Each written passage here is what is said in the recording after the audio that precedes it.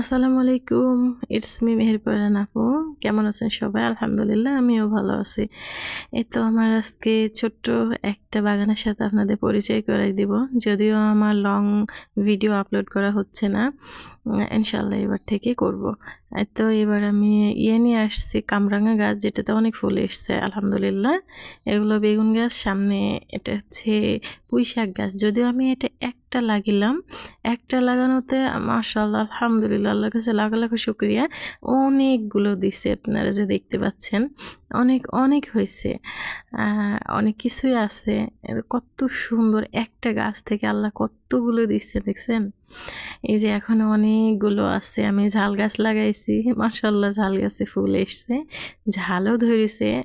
এক দুইটা ঝাল একদিন উঠাইছিলাম, মাশাআল্লাহ অনেক সুন্দর হয়েছে। আসলে নিজের কাছে একটা লাগানো গাছ অনেক সুন্দর লাগে আর কি। এটা যদিও ঢাড়স গাছ, এটা অনেক আগে করেছিলাম, কেটে দিয়েছে, আবার ওখান থেকে ফুল এসছে। তাহলে হচ্ছে আদা গাছ আমি লাগাইছি, সবগুলোই আমার হাতে লাগানো। বেগুন অনেক এসছে, অনেক তোলা হয়েছে, অনেক তুলে তুলে খাওয়া হয়েছে আর কি। আবার এখনও অনেক আছে। এই যে দেখতে পাচ্ছেন অনেক ছোট ছোট বেগুন অনেক আছে, ওই যে নিচে আছে অনেক। আসলে একটা কথা কি, আমার খুব ভালো লাগে এগুলো করতে আর কি, যে নিজের হাতে কাজ করতে অনেক ভালো লাগে।